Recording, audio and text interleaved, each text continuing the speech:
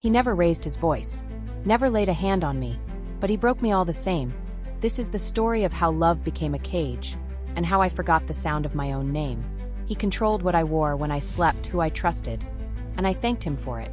He made me question my memories, rewrite my past, and shrink into a version of myself that only served him.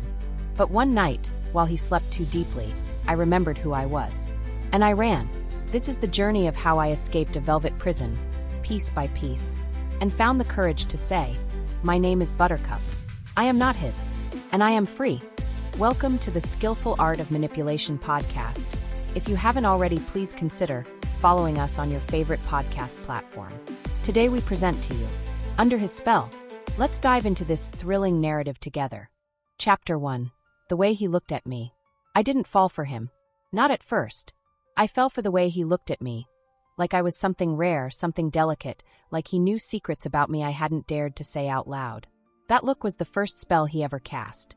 And God, I wish I'd known then what I know now. I wish I could go back to that rainy Tuesday in October, to the little bookstore on Mercer and Fifth, where I was just a girl looking for an escape between the pages of someone else's life. The bell above the door jingled when I stepped inside, my hoodie soaked through, my hair a mess of damp curls I hadn't bothered to tame. I remember the warmth of the air, the scent of cedarwood candles burning near the register, and the faint classical music playing overhead. I remember thinking, this is the kind of place where people breathe easier. And for a moment I did, until I saw him.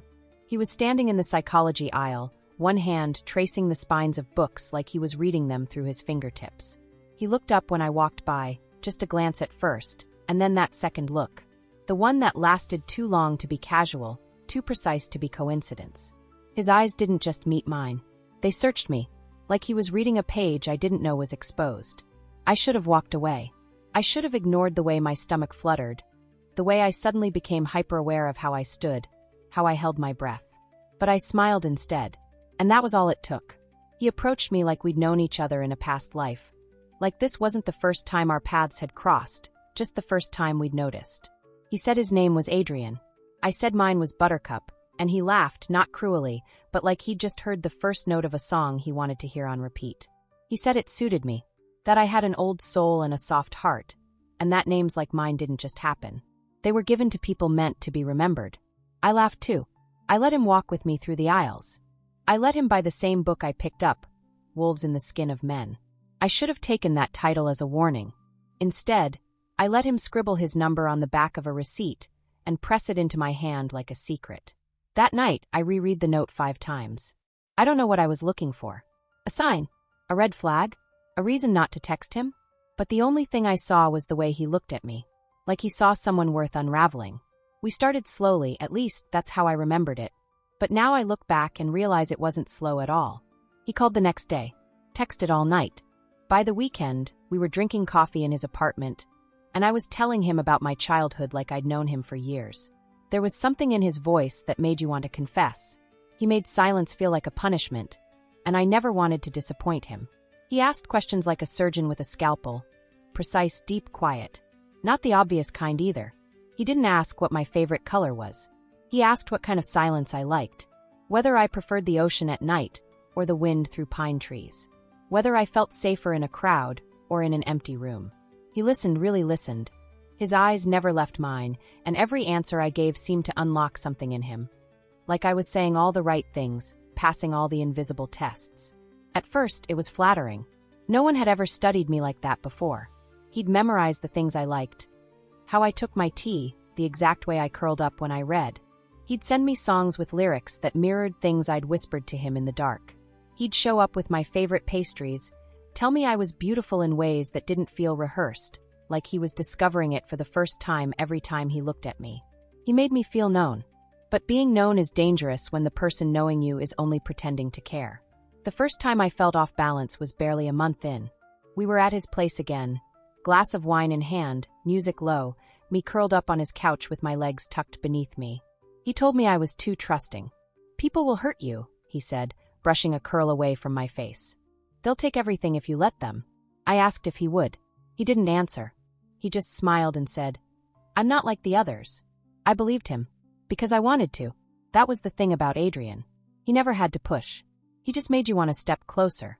He drew you in with softness, with attention so precise it felt sacred. He didn't ask me to depend on him. He made me believe I already did. It was subtle, masterful, almost loving. When we went out, his hand was always at the small of my back. When someone looked at me too long, his eyes would flash with something fierce, possessive but tender. He said I made him protective, that he'd never met anyone like me.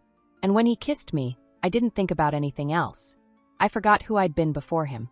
Forgot the girl who once dreamed of living in Paris, who had lists of books to read and countries to see. That girl quieted beneath his gaze. She wasn't needed anymore. He made me feel like I'd arrived. I didn't see the chains because they were wrapped in velvet. And so I stayed, even when he started suggesting I quit my job, that it was beneath me, that my boss didn't respect me, that my coworkers were jealous. Even when he told me my friends weren't real friends, because if they were, they'd see how good he was for me. Even when I felt a tremor in my chest I couldn't name. I stayed because love, real love, was supposed to challenge you. Right? At least, that's what he said. He said we were soulmates, that he'd never felt this way about anyone, that I made him better, made him whole. And I swallowed every word like honey, sweet, slow, and poison. I don't know the exact moment the spell took root. Maybe it was that first rainy day. Maybe it was the third time he touched my face like I was breakable. Or maybe it was when I stopped hearing my own voice over his. But I do know this. The way he looked at me, that was the beginning. And in the end, that look would become the very thing I had to unsee to save myself. Chapter 2. Little Promises, Quiet Control. I didn't realize I was giving pieces of myself away. Not at first. It felt like compromise, like closeness. The kind of surrender you're told is healthy, necessary, noble.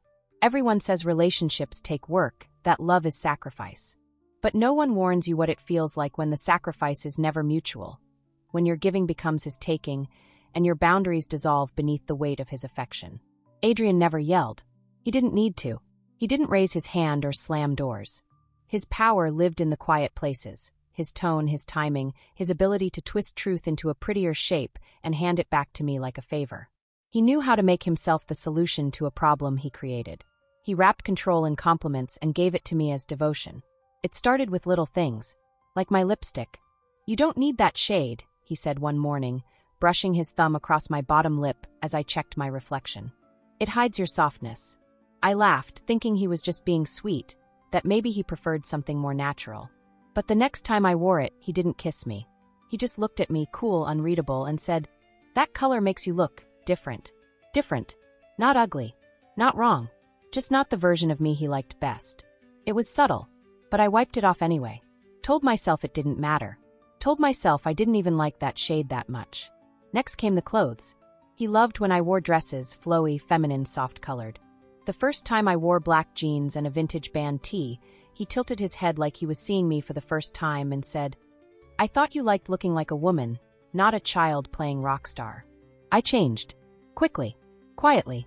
I told myself it was just clothes. I still had a choice. But that was the trick. Adrian never demanded. He suggested. He implied. And I wanted his approval like oxygen. Then came my job. He never said I couldn't work. He just pointed out how stressed I was. How little they paid me. How my coworkers didn't value my ideas. "You're too talented to waste your time there," he said over dinner, feeding me roasted chicken and compliments. "You could do better. You deserve better." I agreed. How could I not? And when I mentioned a potential promotion, he didn't celebrate. He just narrowed his eyes and said, "Funny how they only see your worth when someone else starts to." I didn't take the promotion. 2 weeks later, I quit entirely. I told my friends it was mutual, that I wanted time to figure things out. I told myself the same thing. But in truth, I didn't recognize the decisions I was making anymore. They all bore his fingerprints, light enough to be deniable, deep enough to leave a mark. Adrian said I was finding myself. But every version of myself I found somehow looked more like the version he wanted. He started making plans for us, weekends away, curated dinners, silent retreats. He never asked what I wanted to do. He just told me what he knew I'd love. And when I didn't love it, when I voiced even the smallest hesitation, he'd say I was being ungrateful, or tired, or sensitive. "You always find a way to ruin things," he said once, after I asked if we could cancel a weekend at a remote cabin because I wasn't feeling well. "I do all of this for you. All of this. For me." The guilt sank in before I could even argue. I apologized. I packed the bag. I pretended it was romantic. That's what you do when someone convinces you that love is something you owe them in return for their effort. I started seeing my friends less. Not because he forbade it, he never did. He just dropped little comments, half-laughed suggestions that certain friends were too immature or bad influences. And I believed him. Or rather, I wanted to believe him. Because believing him meant believing we were special. That I'd found something deeper, something real. He always phrased it as protection. "You're too good for them," he whispered once, curling his arm around me in bed. "They don't get you like I do. You're different." I held that word, different, like a badge. He made me feel chosen, elevated, sacred. But sacred things are also kept separate, hidden, placed behind glass where no one can touch them. Before long, I stopped returning calls. I deleted messages without reading them. I convinced myself my friends had changed, that we'd outgrown each other, that maybe Adrian was right, and they never really saw me to begin with. But that wasn't true. He was the one who didn't see me, not really. He saw what he wanted. He saw potential, raw material to be molded. And I let him do it, because it felt like love. When we argued, it never sounded like yelling. It sounded like disappointment, like concern. He had a way of making me explain myself twice, 3 times, until I questioned the words coming out of my own mouth.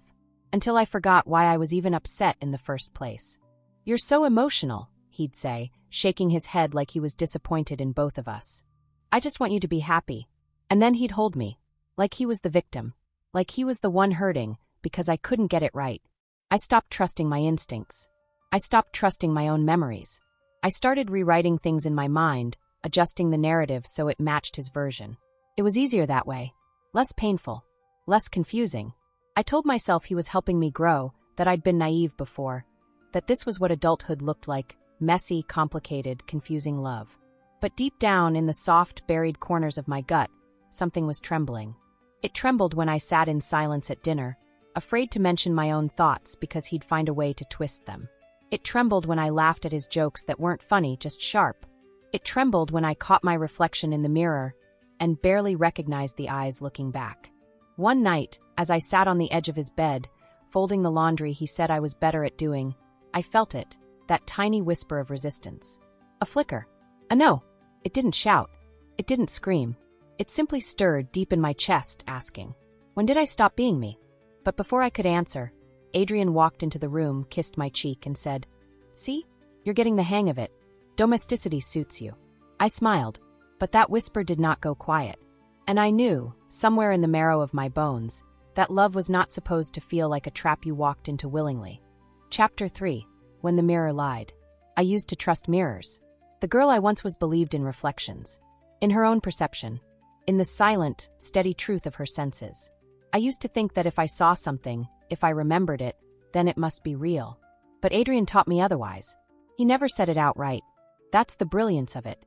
That's what makes it so damn hard to explain, even now. He didn't have to scream or accuse. He just planted little seeds of doubt, watered them with suggestion, and waited patiently for them to grow inside me. It started with a night like any other. We were lying on the couch, the movie playing in the background, some thriller with a forgettable plot. I wasn't really watching. I was scrolling through old photos on my phone, lost in memories. I found one of me and my best friend Evie, taken a few months before Adrian and I met.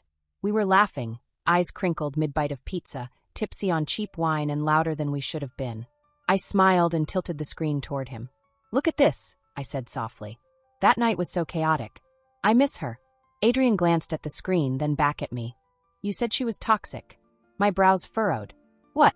No, I didn't." "You told me she always made you feel small," he replied, shifting to sit up straighter. "You said she pressured you into doing things you didn't want to do."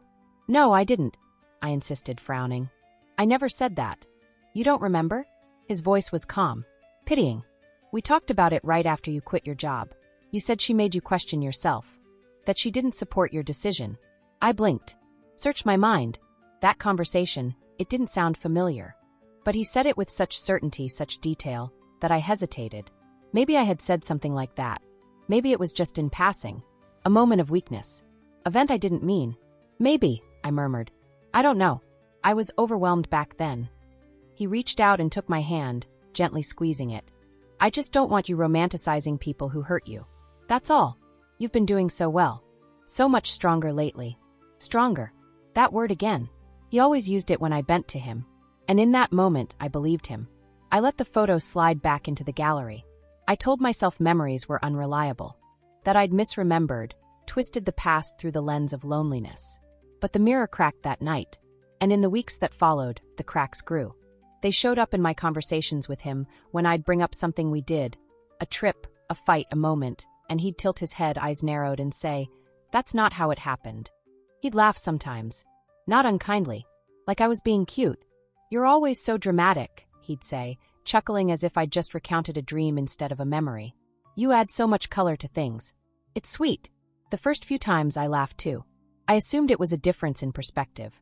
But then it kept happening, over and over, until one night, we sat across from each other at the dinner table, and I brought up the time he surprised me with flowers and left a note on my pillow.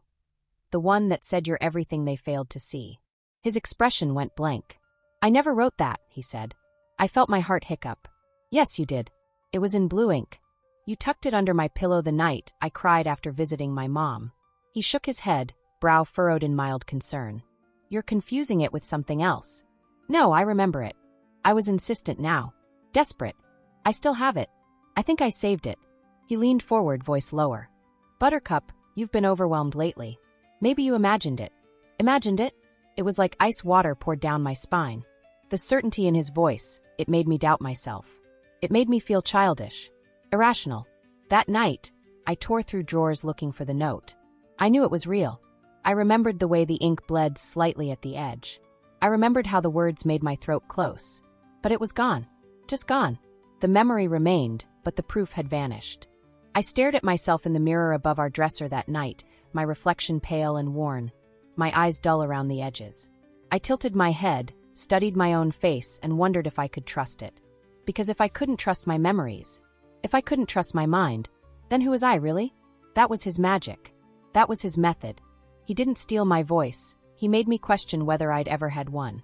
He didn't erase my past. He just distorted it, one frame at a time, until I couldn't tell what was real and what was rewritten. He'd move things around the house, small items. My book would be on the floor instead of the nightstand. My shoes would be tucked in the closet when I swore I left them by the door. When I mentioned it, he'd smile and say, "You really need to get more sleep." And I did. I tried. But sleep became a battleground. I'd lie awake at night, staring at the ceiling, retracing memories in my mind like a forensic analyst. I wrote things down.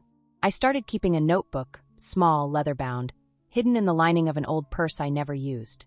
I wrote down conversations, dates, things he said, things I felt. It became my Bible, my proof that I wasn't going insane. And yet, even as I read those entries back, I heard his voice in my head saying, "That's not what happened." I cried in the shower more often. I didn't want him to see. He said sadness made me less radiant, that my energy changed the whole apartment, that he could feel my moods, and they made him heavy. So I smiled more. I said, "You're right," even when I wasn't sure what he was right about. I stopped looking in the mirror altogether. Because every time I did, the girl staring back at me didn't look like someone I recognized. She looked hollow, softened around the edges. Too quiet, too small. Adrian said I was evolving, but I wasn't. I was disappearing, piece by piece. And the worst part was, I still clung to him. I still wanted his approval, his warmth, his version of the truth, because it was easier than living in the chaos of not knowing what was real anymore. He made me feel safe inside the prison he built. He gave me certainty, even if it was a lie. And I needed something to hold on to. Because the mirror was lying now. And I didn't know how to see myself without him. Chapter 4. The House with No Clocks. There was a time I measured my days in hours. I used to live by alarms, by reminders, by a steady rhythm of now and next. A life ruled by clocks, by coffee breaks and appointments, by the ping of a phone or the second tick of a wristwatch. I used to know where I stood in time. There was always a before, a during and after. But in Adrian's world, time stopped meaning anything at all. It didn't happen overnight. That's the thing about cages, they don't always come with bars. Sometimes they're built of velvet walls, of whispered routines, of slowly eroding choices. Sometimes you don't even realize you've been locked in until the windows stop opening, and the sky looks different somehow. It started when I moved in with him. I told myself it was temporary, just for a few months. He said it would help us synchronize, help us build something real without all the outside noise. My lease was ending, and he offered before I even asked. Said it made sense. Said we were past the dating phase and into something deeper. I agreed. I wanted to believe we were building something solid. I didn't notice at first that there were no clocks in the apartment. Not one on the walls. Not one on the microwave or the oven. The blinking numbers had been covered with electrical tape, black, seamless. When I asked why, he shrugged and said, "I like to be in the moment." I laughed. I thought it was quirky, but that was the first sign. The longer I stayed, the more I noticed the way time folded in on itself inside those walls. Mornings bled into afternoons, afternoons into evenings, and I could never tell what day it was unless I looked at my phone. And even then, Adrian would tease me. "Always needing to know the time," he'd say, stealing my phone and tossing it onto the couch. "You're addicted to control. You don't need to know everything all the time." He said it with a smile, but there was always an edge. He'd plan our days for me, waking me up at odd hours, sometimes just after sunrise, other times close to noon. There was no consistency. No rhythm. I stopped setting alarms because he said they disturbed his sleep. I stopped tracking my period. I stopped scheduling calls with my sister. The world outside his apartment began to blur, to fade like a photograph left too long in the sun. I didn't realize how much of myself was tethered to routine until it was stripped away. I'd stand in the kitchen sometimes, coffee in hand, staring at the window with no sense of how long I'd been standing there. Minutes? Hours? The light changed, but it felt unreal. Artificial. Like a set piece in a dream I wasn't fully awake for. He bought blackout curtains and said it was for my migraines. He moved my toothbrush from the left side of the sink to the right and told me it was more balanced. He stopped calling me Buttercup and started calling me Angel, Little One, his good girl. Those names clung to me like wet silk, soft but suffocating. I stopped correcting him. Stopped noticing when he replaced my old shirts with soft dresses, when my books began disappearing from the shelf one by one, when the apartment playlist shifted to ambient music and soft jazz. Nothing with lyrics. He said lyrics were too distracting. One day, I noticed a framed photo of us on the hallway wall that I didn't remember taking. I stared at it, unsettled. In it, I was smiling, my head on his shoulder, eyes closed. But something about the image felt wrong. Like I'd been mid-blink. Or mid-thought. I didn't remember that version of me. I asked him when it was taken. He said, "You don't remember?" That phrase again. I stopped asking questions after that. The isolation crept in slow, like fog. At first, it was just the two of us spending more time in. Adrian said the world was too loud, that we were more in tune when we stayed home. Then he started suggesting I take a break from social media. "You're always comparing yourself to others," he said, brushing my hair out of my face with such tenderness, I could almost ignore the way his words sliced beneath my skin. "You'll be happier without all that noise." I deleted my accounts. He told me to wait a few days before turning them back on. Then a week. Then I stopped thinking about them altogether. I stopped going out. He said the city was too harsh, too dirty, too unsafe. "You don't need anything out there," he whispered into my hair. "Everything you need is right here." And part of me believed him, because he was all I saw, all I heard, all I had. My phone would buzz from time to time, but I ignored it. If I picked it up too quickly, he'd get that look, blank, disapproving. Not angry, just cold, distant. That was worse than yelling. Silence was his sharpest weapon. He made me crave his warmth like a dog begs for scraps. One afternoon, I think it was a Tuesday, but I can't be sure, I found an old email from my friend, unopened and months old. She said she was worried. She said I hadn't answered in weeks, that I'd disappeared. I stared at the screen until my eyes blurred. When I looked up, Adrian was standing behind me. I didn't hear him come in. "You don't trust me," he said softly, not a question but a statement. "I know. He closed the laptop. "I open our home to you," he murmured, brushing his fingers over my jaw. "I share my world with you. And you still keep these little secrets." Tears welled up in my eyes, fast and hot. "I'm sorry." His thumb wiped the tear away before it could fall. "I'm not angry," he said. "I just want to know you're really here. With me. Not with them. Not with your past." "I am," I whispered. "Then prove it." So I did. I stopped checking email. I turned off the calendar app. I let him schedule everything, meals, sleep, even the days I could wash my hair. He said it was easier this way, that I'd thank him eventually, that women were more peaceful when they surrendered. And I was tired. So tired. My body began to ache in strange places, my back, my neck, my chest. like I was carrying something heavy I couldn't put down. I didn't tell him. I knew what he'd say. Mind over matter, Angel. You're stronger than that. I stopped bleeding. I don't know when exactly. But my cycle stopped like my body had gone quiet too, waiting for permission to restart. Sometimes, I'd lie on the couch and stare at the ceiling, counting the breaths between Adrian's footsteps, waiting for the sound of his voice. Needing it to anchor me. Hating myself for needing it. The apartment was always quiet. Too quiet. No clocks. No buzzing. No laughter. Just the low hum of curated stillness. A house with no time. A life with no rhythm. A girl with no pulse. And still I stayed. Because leaving would mean waking up. And I wasn't ready for the pain that comes with knowing you've slept through your own life. Chapter 5. A voice not my own. It happened quietly. Not with a scream. Not with a slamming door or a confrontation. It happened in the silence between Adrian's footsteps. In the stillness after the lights went out. It happened when I looked in the mirror. Not for beauty, but for proof of existence. And saw something behind my eyes I hadn't seen in months. The flicker. A spark. Small. Faint. But real. I'd spent so long echoing his words, shaping myself to fit his image, that I forgot what it felt like to hear my own voice. But that day, it was raining again. I stood in the kitchen pouring tea into the mug he preferred, white ceramic, handle facing left. And something inside me whispered, "This isn't who I am." The words didn't belong to him. They were mine. And they terrified me. Because once you hear your own voice again, you can't unhear it.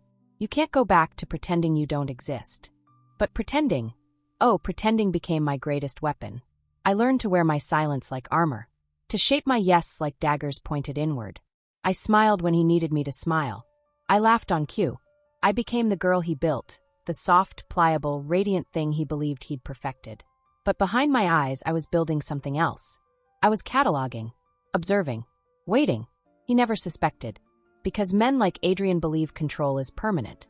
They believe once they've broken something, it stays broken. He couldn't see that I hadn't shattered, I had folded. Curled up tight and waited for the storm to pass. The storm, it turned out, was him. The first crack in the foundation came with a voicemail. My old phone, buried in the bottom drawer of the hall cabinet, wrapped in a scarf and sealed with guilt. I hadn't touched it in months. But that day, while Adrian napped, I slipped it out, charged it in the bathroom, and turned the volume low. There were 39 missed calls. Most were from Evie. One was from my sister.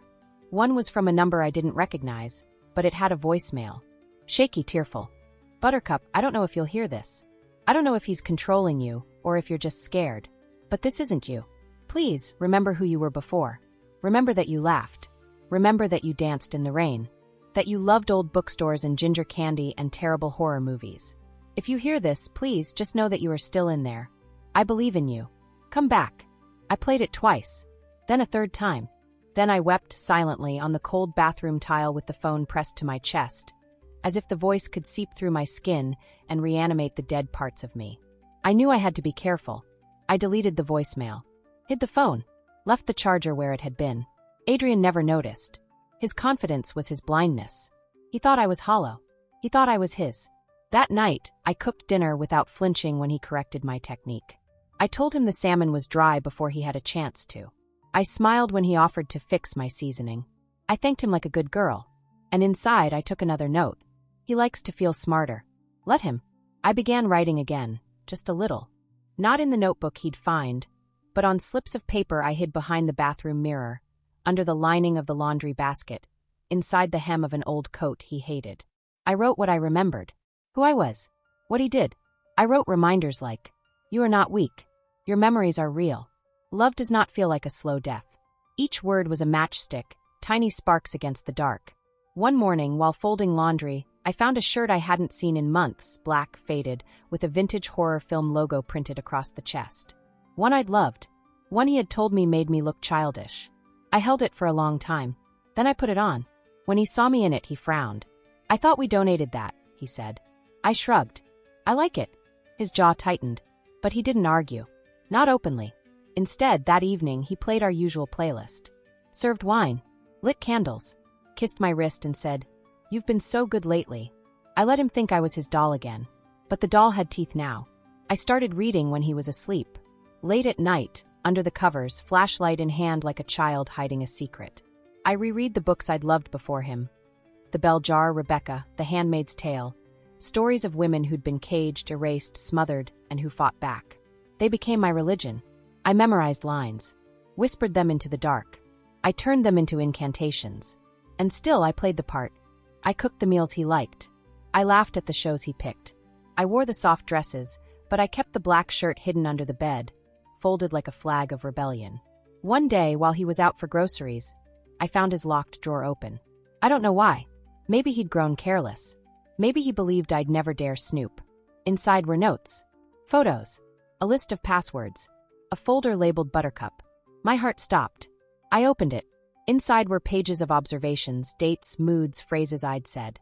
Like I was an experiment, a project.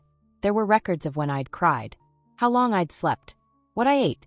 There was even a list titled, Triggers to Avoid, Use Only in Conflict. I nearly vomited, but I didn't scream. I didn't confront. I memorized everything I could. Then I closed the drawer and locked it again. That night, I kissed him deeper than usual. Let him think he'd won. Let him touch me like I was made of silk and silence. Let him monologue about alignment and spiritual harmony, while my mind was plotting escape routes. I was no longer surviving. I was planning. Each word I said was calculated. Each breath I took was strategy. Because now I knew. He had documented me like an object. And objects can be moved. But people, real people, can run. The last piece came when I found my old ID in a coat pocket, tucked behind a receipt cracked down the middle. But there she was. Me. Buttercup. The real me. Hair wild. Eyes sharp. A little scared but unbroken. I stared at her for a long time. I'm coming back, I whispered. And for the first time in months, I believed myself. Chapter 6. The night he slept too deeply. It had to be a night he wouldn't remember. A night where his breath slowed into that deep, rhythmic tide. Long inhales, longer exhales. The way it did when he let himself trust me completely. He rarely did. But when he did, it was always after control. After I'd been obedient, affectionate, aligned, as he called it.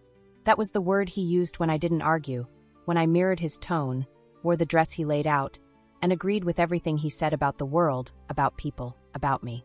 I gave him 3 days of perfect alignment. No questions. No phone glances. No sarcasm or hesitation. Just warmth. Soft words. The way he liked me best. And on the third night, he fell asleep fast, full of red wine and self-satisfaction. His hand rested lightly on my hip under the blankets.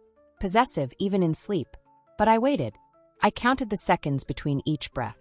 I watched his eyelids twitch in the near dark, moonlight spilling across his face like a ghost checking for signs of life. I waited until his grip went slack. Until I could slide out from under his arm like silk slipping from skin. My body was humming. Not with adrenaline yet, but with something colder. Sharper. A low, relentless current of clarity. I moved barefoot across the room. My steps memorized. I'd practiced. Night after night in my head. Bathroom to bedroom. Drawer to coat rack. Phone to charger. I had traced it all in silence 1,000,000 times. The apartment was pitch black except for the hallway light, which I'd dimmed earlier, just enough to see by. The curtains blocked out the street lamps, the moon. He liked it that way. Said natural light was too emotional. But I'd left the dimmer on low. A breadcrumb. My first stop, the bottom drawer of the hall cabinet. My old phone. Fully charged.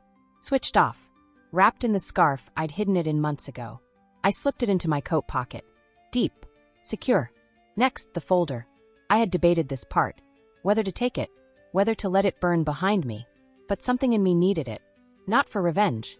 Not even for proof. For memory. I needed to remember who I was. What he'd done. What I'd survived.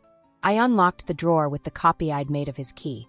I'd formed it from clay, hardened it in secret, tested it on nights he left for errands. It clicked open with a soft metallic sigh. I froze. Waited. Listened. Nothing.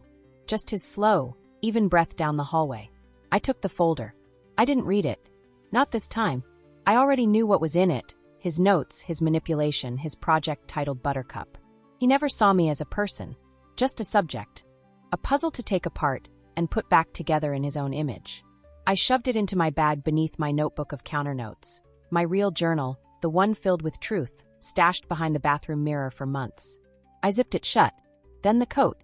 It was old, thick, wool-lined. The one he said made me look too severe. Perfect. Shoes next, slip-ons. No buckles. No clicks. My heart was pounding now. Loud enough I was afraid he'd hear it. It echoed inside my chest like a war drum. Boom, boom, boom.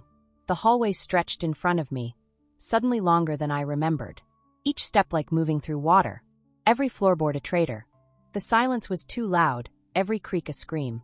I made it to the door. Paused. His keys. He kept them in the dish on the table by the front window. I crept over, lifted them slowly, one link at a time. A metal whisper. Almost there. And then, a sound. A shift in the bed. I froze. My breath caught halfway out of my throat. I counted 1, 2, 3. Then stillness. He just rolled over. Still sleeping. I moved to the door. Unlocked it as quietly as I could. I turned the knob. Opened it slowly, inch by inch, every part of me stretched thin and trembling. The hallway outside our apartment smelled different. Clean. Cold. Like freedom. I stepped into it and closed the door behind me with the gentlest click. And I ran. Not fast. Not yet. Just down the hall, quiet steps, controlled pace. But once I hit the stairwell, I ran. I didn't wait for the elevator. I took the stairs 2 at a time. My legs didn't feel like they belonged to me. They were lighter. Stronger. Like they'd been waiting for this. Down. Down. Down. Past the floors that had once felt like prison bars. When I hit the lobby, I didn't look at the security camera. Didn't care. I pushed the glass door open and let the city air hit my face like baptism. Cold. Sharp. Alive. I didn't cry. Not yet. There were still pieces of the cage clinging to me. Still a part of me that half expected to hear his voice, to feel his hand grabbing my shoulder. But no one came. No one followed. I walked to the corner, where my old friend Evie had promised she'd wait every night for a week, just in case. And there she was, leaning against a rusted street lamp, arms crossed, face shadowed by the hood of her coat. She looked up, and her eyes, wide, wet, stunned, met mine. I hadn't seen her in almost a year. We didn't say anything at first. Then she whispered, "You did it." I nodded, and that's when I cried. Not pretty tears. Not gentle sobs. Wailing. Bent double on the sidewalk, my fingers digging into my knees, my throat torn open by the weight of all the silence I'd carried for so long. Evie wrapped her arms around me, and I collapsed into her, shaking so hard I thought my bones might shatter. "I couldn't leave," I sobbed. "I couldn't, he made me forget who I was." "But you remembered," she said. "You remembered. You got out." I don't remember much of the ride. Evie drove fast. The city lights blurred by.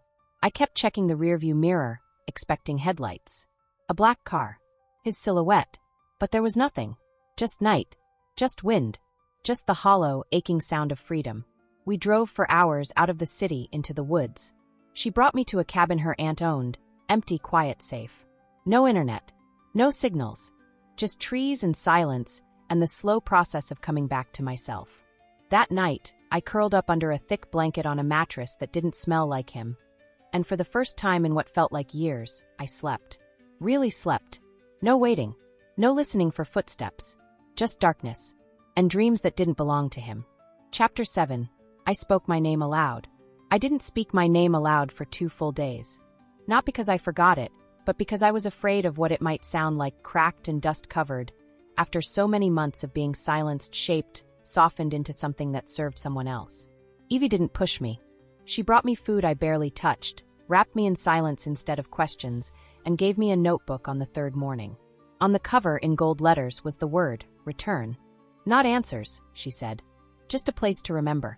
I held it like something sacred. For hours, I sat on the porch of the cabin, watching the fog roll over the tree line like ghosts exhaling. The world was quiet here, but not dead. Alive in its own rhythm. Wind in the leaves. Birds I couldn't name. The sound of my own breathing, shallow and uncertain. I didn't know what to write at first. But eventually, I picked up the pen and scribbled 3 words. I am here. And then, I am not his. And then, for the first time in what felt like years, I wrote my name. Not the pet names. Not the titles he gave me. Angel, little one, good girl. No. I wrote it clearly. Bold. Every letter with intention. Buttercup. And when I said it aloud, just once, whispering it into the wooden fog and wind, I felt something shift inside my ribs. Something loosen. Like my name had been buried in my chest this whole time, clawing to be spoken. I repeated it again. Louder. My name is Buttercup. My voice cracked, but I didn't stop. I stood on the porch barefoot, shoulders trembling, and shouted it until the trees absorbed it, until the birds scattered, until my throat ached and my knees buckled. I sank to the ground with tears pouring from my eyes, not out of sadness, but out of release. It wasn't over.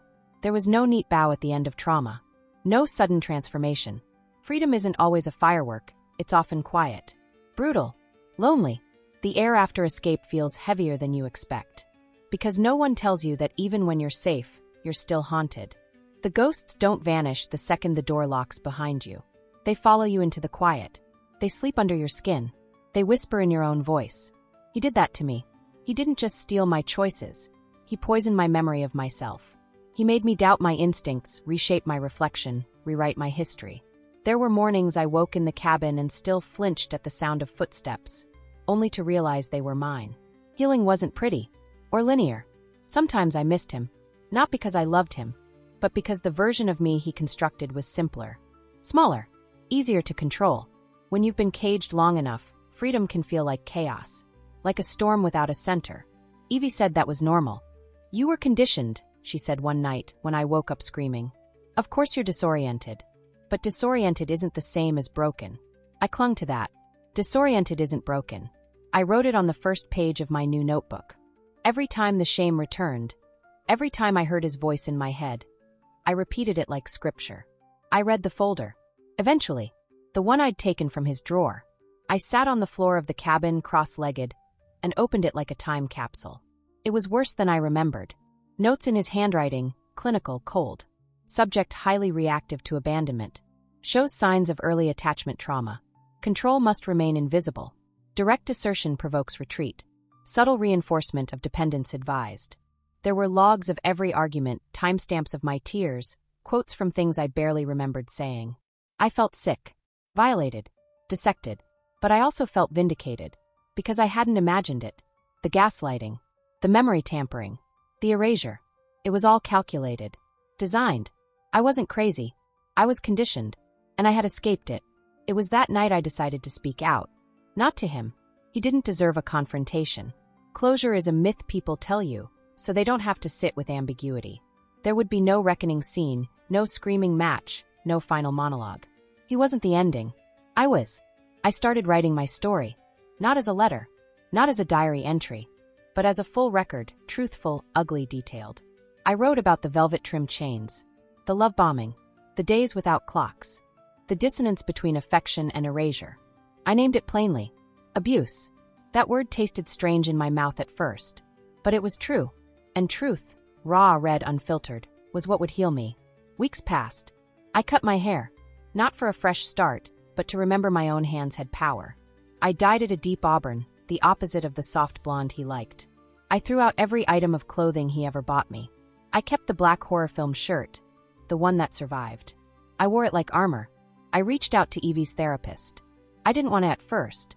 I didn't trust professionals anymore. Not after everything Adrian did under the guise of healing. But this one was different. She didn't ask me to explain right away. She just listened. She gave me words I didn't have before. Coercive control. Psychological warfare. Trauma bonding. And slowly, I began to build a new vocabulary. Not just to name what he did, but to name who I was becoming. I learned to cook again, on my terms. I learned to enjoy silence without fearing it. I learned that I didn't need to be soft to be loved. One morning, 2 months after I left, I got a message from an unknown number. I hope you're well. I forgive you. If you ever want to talk, I'm here. Hey! It took everything in me not to throw the phone against the wall. Instead, I deleted the message, blocked the number, and then I whispered, I don't need your forgiveness. Because I had finally forgiven myself. For not seeing it sooner. For staying so long. For becoming so small. Forgiveness wasn't a pardon. It was an act of survival. That night, I walked into the woods behind the cabin, barefoot, under the moon. I looked up at the sky, breathed in the scent of pine and rain-soaked earth, and spoke aloud, once clearly to no one and everyone at once. My name is Buttercup. I survived. And I am free. And the trees didn't answer. The night didn't erupt into applause. But the stillness that followed felt holy, like the world had heard me. And finally I had heard myself.